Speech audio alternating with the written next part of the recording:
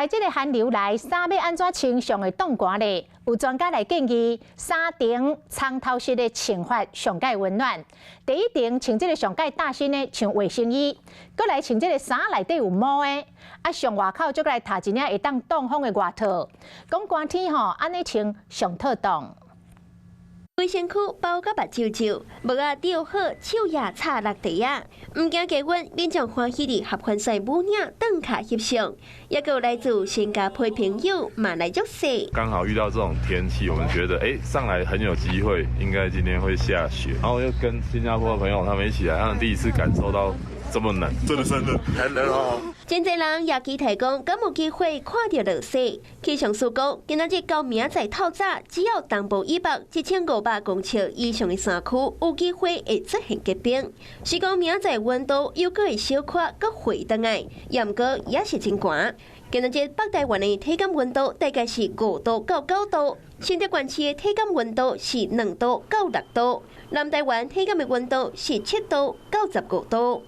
啊，那这羽绒衫是要安怎穿上介绍了，实际穿互你看。ヒルサイ下にこちらの薄手のシャツを着た時と、こちらの厚手のセーターを着た時。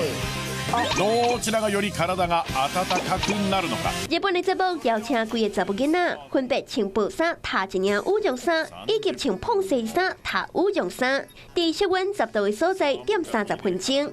了发现讲，这个穿薄衫、套羽绒衫的人，体感的温度比穿碰色衫的人高5度。なぜ薄手のシャツの方が温まったのでしょうか？ダウンジャケットはまず羽毛の羽が空気の層を作ります。それから中から自分の体温をそのまま保温するという役目をして暖かく感じることができます。专家嘛建议3站的穿法上介绍了：第一站穿长的内衫，第二站穿内底有铺棉的衫，最后搁套一领会当挡风的外套。把握穿衫的撇步，寒天就唔惊生死淋漓。 Hello， 我是林仙怡。想要抢先掌握最及时的新闻资讯吗？赶快订阅、按赞、开启小铃铛，锁定华视新闻 YouTube 频道。